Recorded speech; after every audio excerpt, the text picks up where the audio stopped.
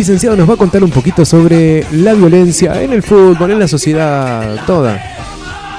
Particularmente en el fútbol. En el fútbol. No se puede hablar de la violencia, por supuesto, en el fútbol, sin hablar de la violencia en la sociedad, que es como se me ocurrió hablar un poquito de esto. Es más, estuve viendo si tenía un poco de energía para escribir un artículo para Página 12 y no tuve energía no he tenido una energía para eso. Y vieron cómo es el tema del diario: pasa el tema, pasan los días y ya está, pues no se puede. Lo que me llamó la atención, primero me puse muy triste, al escuchar la noticia de que había muerto un hincha del fútbol, y automáticamente, bueno, lo que ocurrió, ustedes saben que este miércoles Lanús va a terminar ese partido para ver si, puede tener chances todavía de salir campeón, pero es un partido que lamentablemente se interrumpió por las peores causas, ¿no? Cuando nos enteramos, resulta que lo que había ocurrido es que personal de la bonaerense, según muestran las cámaras, los testigos que habían ahí, literalmente le remata un disparo en el pecho a un hincha de la parcialidad de Lanús. Y entonces ahí empiezan los motivos, ¿no? Los motivos por los cuales me da para hablar. Las primeras versiones preguntaban qué estaba haciendo el hincha de Lanús. Ya preguntar qué estaba haciendo el hincha de Lanús, algo debería estar haciendo, ¿no? Claro. Ya es lo mismo, ¿no? Ya empezar a preguntar qué estaba haciendo el hincha de Lanús, porque depende de lo que estaba haciendo, sí justifica que le peguen un itacazo, un escopetazo en el pecho, ¿no? Primero eso. La segunda cuestión, que apareció el ministro Casal, que es el que se encarga de la seguridad en la provincia de Buenos Aires, a decir automáticamente que a partir de ahora la policía no va a llevar más balas de goma, sino que van a tirar ahora, no sé, que petardo a Miguelito. No, sí, armas disuasivas, ¿no? ¿Qué es arma disuasiva? Como esos decían, como unos fogonazos de disuasión, no explicó muy bien. Y yo decía que esa era una escopeta paintball, como la que usa la Federal. La Federal tiene una escopeta paintball. No sé si alguna vez alguien jugó al paintball. Sí. Son bolas de pintura, señora. Sí, son bolas de pintura, pero que pueden causar pérdida de un ojo, pueden causar perfectamente lesiones si te también. Una nuez de Adán te mata. Claro. Sí, estoy de acuerdo. Al borde de la esterilidad. No, y además esto de a los 5 minutos ya tenemos la solución, lo cual muestra la improvisación, la inmediatez, donde no se reflexionó nada. No se reflexionó nada, no se consulta a los especialistas, no se pone el ojo en ninguna cosa. Y después viene, cada vez que le preguntan qué hay que hacer, porque la solución fue que no vayan las parcialidades de ningún equipo, ¿no? Los visitantes, lo cual es estúpido, es destruir el fútbol, es destruir literalmente el fútbol, destruirlo, esa es una de las Claro, perdón, pero es como, señora, si su hijo se pelea con un compañerito, ¿cuál es la solución? ¿Arreglar el problema o que no mandar a su hijo, claro, o no mandar al compañerito? Que es, me parece que es algo de lo que se llama en ciencias sociales contracultura, ¿no?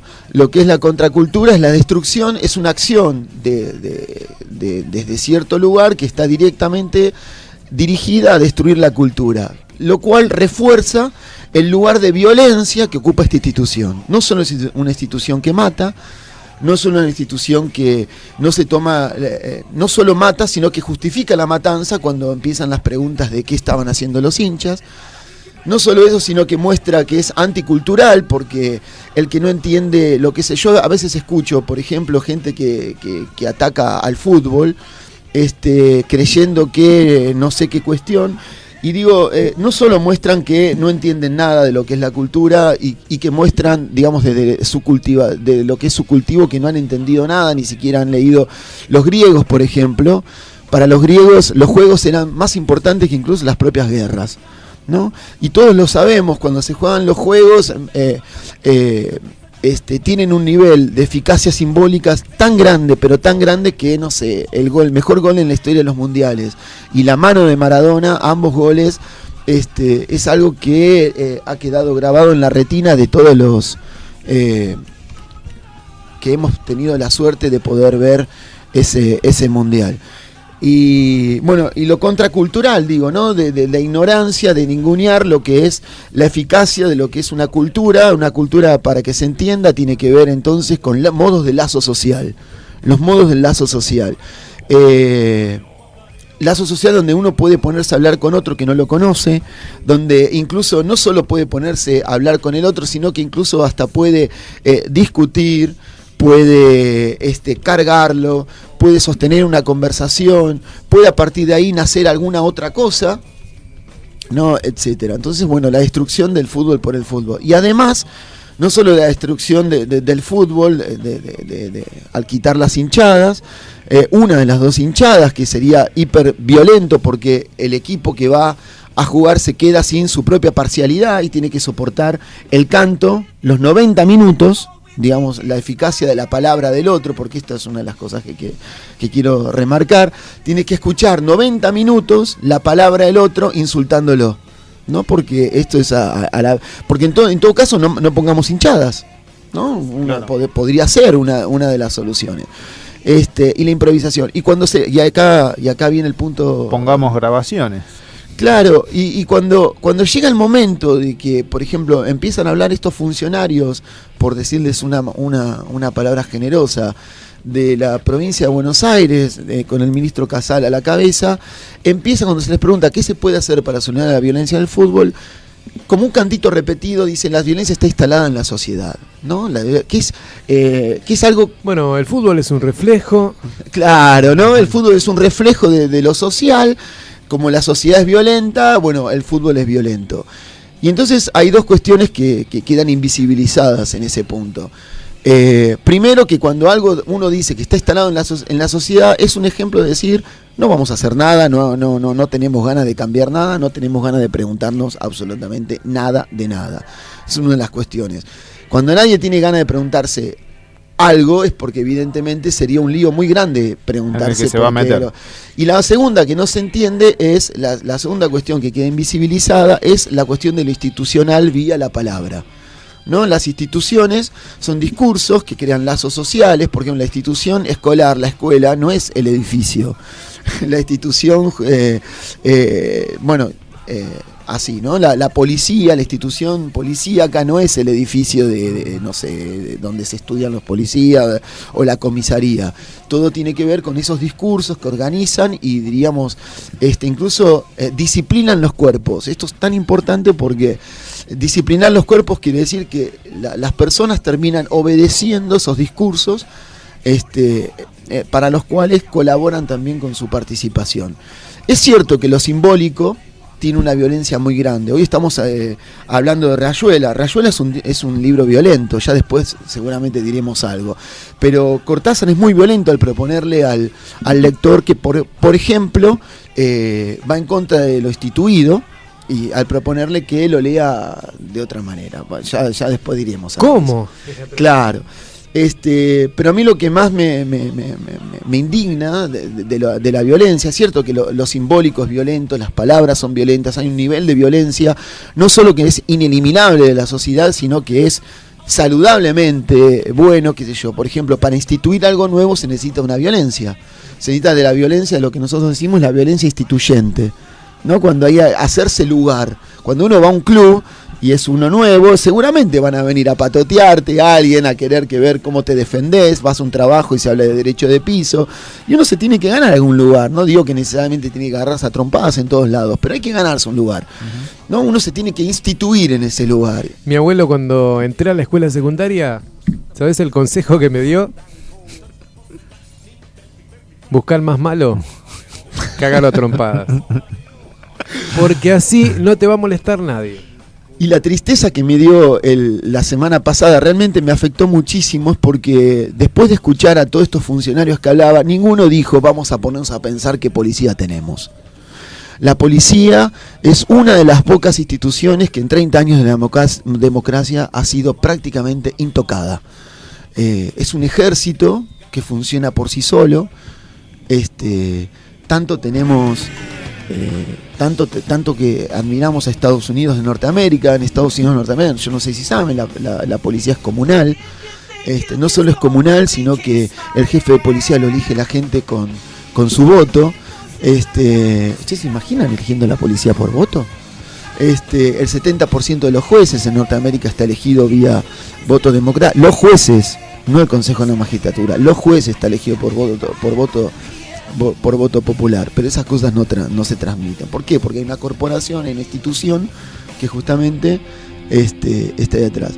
Y creo que seguimos perdiendo oportunidades, seguimos invisibles. Nadie habla de los intereses de las corporaciones, por ejemplo. En este caso no hablamos ni de Clarín ni nada, de la corporación directamente de lo que es la policía. Cómo la policía se mueve, cómo la policía... Yo el otro día aparecía la película de Kirchner cuando Kirchner le decía a los militares, no les tengo miedo. Y yo decía, no me imagino un presidente diciéndole eso a los policías. Además, al estar dentro de la policía está justificado... Bueno, le pasó algo así... No hay nada, no se puede penar, está justificado, o sea, es la policía. Mirá, le pasó algo así al presidente de Ecuador. Claro. Por ejemplo, fue el único. Bueno, acá hasta hace poquito hubo un levantamiento, ¿no? La policía levantándose. Se autogobiernan, casi que se autogobiernan. Ustedes fíjense, ellos levantan los cargos, ellos levantan las pruebas, ellos hacen los peritajes, ellos hacen las acusaciones, ellos apresan a la gente, ellos si hay alguien, si hay asuntos internos, se investigan ellos a sí mismos. Realmente es algo, una institución autónoma que se mueve, y lo que se mueve finalmente detrás de eso es un negocio gigante para muchas personas, y que de eso no se toca nada, y nadie dice absolutamente nada, no se habla, no se reflexiona. El gobierno pelea todo el tiempo con Clarín, pero de esto no dice nada. Los noticieros en la televisión hablan de la violencia del fútbol como algo normal, por otra parte, ¿no? Claro. Otra vez, de nuevo. Claro, ¿no? De nuevo la violencia en el fútbol, y me parece que no se entiende. Yo dejé de ir a ver como visitante a los partidos de mi equipo justamente por cómo me pegaba la policía, ¿no? Me cansé de sufrir el maltrato, pero de estar solamente haciendo la cola y que te pegaran por estar en la cola. Pasaban con los caballos y te pegaban pero el bastón. Con el bastón, y no estoy hablando preventivamente, ¿no? No estoy hablando de 1977, ¿no? Estoy hablando en plena democracia hasta no hace muchos años, ¿no? ¿Quién se le anima a decirle a un policía determinadas cosas? A principio de año mis alumnos fueron a sacar fotos a determinadas instituciones donde había habido centros de detención clandestinos. Ustedes tienen que escuchar las cosas que le decían los policías. Realmente daba escalofríos escucharlos hablar de cómo los policías los amenazaban. Y estamos a 30 años de democracia. Las cosas que les decían los pibes volvían horrorizados. No los militares, los policías. Los militares, por supuesto, el protocolo decía no se puede sacar fotos. Que es en la policía en un grado menor, ¿no? Claro, el militar viene ahí, cabeza derecho, ¿no? Los anteojos puestos, no acá, si no está todo reglamentado. Pero el policía realmente le decían, vos zurdito, a vos preguntá a tu colegio por qué desaparecieron los pibes de tu edad. Vos seguí por ese camino, vas a ver, vos decime el nombre de tu profesor, de qué, ¿no? Cosas muy pesadas, y me parece que eso no dice nadie nada, y esa es la violencia máxima. Quiero decir, la violencia máxima es la violencia que dice de eso no se habla, ¿no? Lo digo como psicoanalista, que es una invitación a que el sujeto diga lo que tiene para decir, ¿no? Es invitarlo a que use su palabra, la transmita, y bueno, eso seguramente tiene consecuencias, pero eso tiene que transmitirse. Tenemos que pensar qué hacemos con la policía que tenemos. Bueno, la policía, lo que ocurre, por supuesto, básicamente la inventa Inglaterra. ¿Cómo la inventa Inglaterra la policía? Toma un grupo durante la Revolución Industrial, toma un grupo de delincuentes y, bueno, los transforma en policía. Eso dice todo, ¿no? Para que empiecen a poder controlar las calles, a los obreros y a la gente que justamente... Bueno, ustedes recuerdan, ¿no?, que los policías, junto con los militares, eran los que entraban a las fábricas a buscar a ver quién era en los años 70. De esto tenemos el ingenio azucarero de Ledesma en la provincia de Jujuy. Hemos robado una caña de allí, con el licenciado Terrovera. Le contamos para que sepan. Lo pueden buscar el video ahí. Somos gente de ideales Fuerte. Les pisamos las cañas, les pisamos. Bueno, y lo que decía es que en estos 30 años, los dos desaparecidos que hubo en democracia están ligados a la institución policíaca. Uno es Julio López, ligado a la Federal, y el otro es Luciano Rúa, ligado a la Bonaerense. Por decir algunas cosas, porque también tenemos que pensar qué pasa, por ejemplo, con las prostitutas, que muchas veces ejercen su trabajo y está todo eso regulado por la policía, o por ejemplo con la cuestión de la trata de personas. Bueno, la droga en los barrios, la quiniela, bueno, es increíble los lugares, ¿no? En donde eso se trata. Y lo que estamos hablando es el poder del silencio. El silencio como aquel que está invitando a salvarte, lo voy a decir así freudianamente, de la castración, si no te metes con eso, lo cual es una cobardía neurótica. El neurótico cree que por no hablar de eso logra finalmente no enfrentarse a aquello que teme perder, cuando en realidad lo único que está haciendo, cual el pobre Edipo, es ir derecho, ¿no? justamente a tener que tal vez perder lo que más quería y lo que se le volvió impensable que iba a tener que perder. Esto quiero decir, perder a nuestros seres queridos con una policía que está totalmente ingobernable, que lo que primero se preguntan es si el itacazo en el pecho que recibió empieza a circular, ¿qué estaba haciendo el hincha? ¿No? Por algo lo mataron, nomás. Claro, ¿no? ¿Qué estaba haciendo el hincha, no? Lo cual me parece de una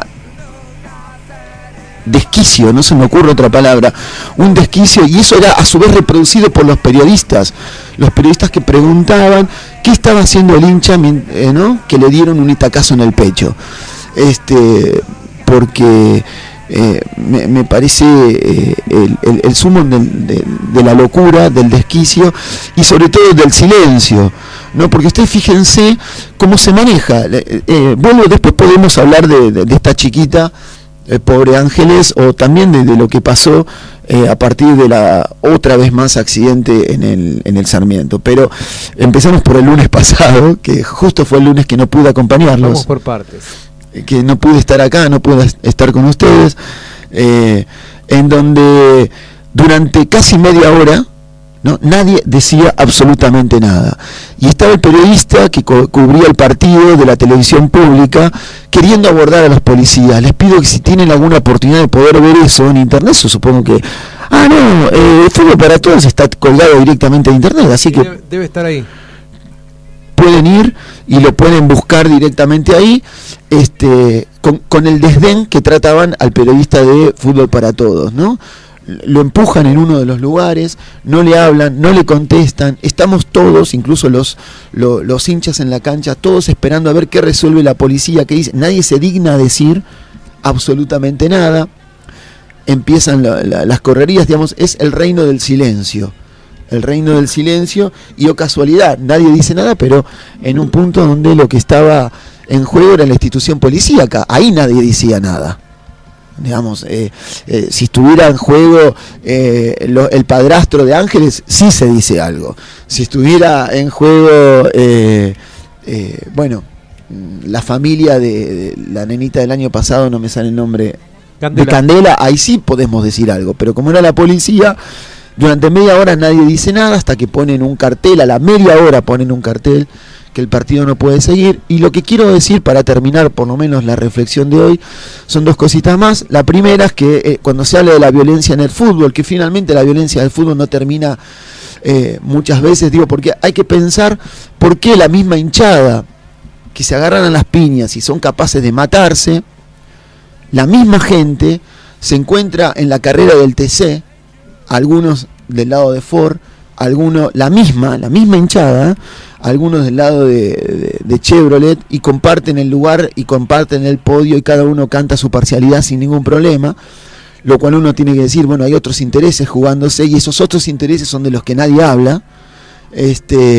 Por ejemplo, la millonada de dinero que se mueve cada vez que hay que movilizar a los policías el fin de semana, por ejemplo, y los hinchas de Lanús que se retiran, porque la hinchada de la parcialidad de Lanús ya sabía que le habían matado a un hincha, y son los hinchas de Lanús. Habría que postearlo eso, señor F. A ver cómo. Los hinchas de Lanús son los que se retiran de la cancha antes de que explicaran qué pasaba, ¿no? Les habían matado a un hincha, y entonces donde la institución no tiene la dignidad de comunicar nada, lo comunica o casualmente la gente, la hinchada, claro. Los hinchas, los violentos, los que se tildan de violentos, ¿no? Los que siempre desde la institución, sí, son ellos los que se retiran diciendo no podemos seguir jugando si nos mataron a uno de nosotros, y ellos son los que se retiran. O sea que justamente son los hinchas los que dan la dignidad a un esperpento de lunes. Eso primero. Y la segunda es esto la segunda cuestión es la cuestión del miedo, el miedo y el silencio. Freud fue alguien que no tuvo miedo. Fue alguien que se animó a hablar de lo que nadie podía hablar, ¿no? Bueno, esa es la invitación que hacemos los psicoanalistas al sujeto, al pedirle a que hablen, y que me parece que, o casualidad, también el psicoanálisis ha resistido y ha tenido que sufrir mucha persecución en los regímenes totalitarios, como que fue cuando tuvimos la última dictadura, y espero que última en todo sentido. La invitación a hablar, ¿no? Que tengamos el coraje de asumir ese desafío. Qué difícil, licenciado, ¿no? Sí. Qué difícil. Realmente lo decimos, ahora fuera de toda broma, es muy difícil. A mí me pasó particular, no sé, no debería decir esto, pero lo voy a decir igual, porque esto es lo menos pensado y hacemos lo que queremos, ¿no? A mí me resulta muy difícil a veces decirle determinadas cosas a determinadas personas. Y uno dice, bueno, es el simple hecho de decir tal cosa, nada complejo. Es muy difícil. Es muy difícil y por lo general, ¿por qué? Por lo simbólico es muy violento, la palabra es muy violenta. Pero paradójicamente es la única posibilidad. Freud decía, desde que se inventó la palabra se detuvo la piña. Los chicos del colegio lo saben, cuando los que se van a pelear hablan mucho, ahí no va a haber pelea. ¿No? todo el mundo lo sabe, ¿no? Cuando hay dos varones o dos mujeres que se hablan mucho y se desvían mucho vía la palabra, ahí no va a pasar nada. Cuando Freud lo decía, cuando aparece la palabra se detiene justamente, claro, la violencia física. Lo que se detiene justamente es que caigan los cuerpos y se los cuente los cuerpos.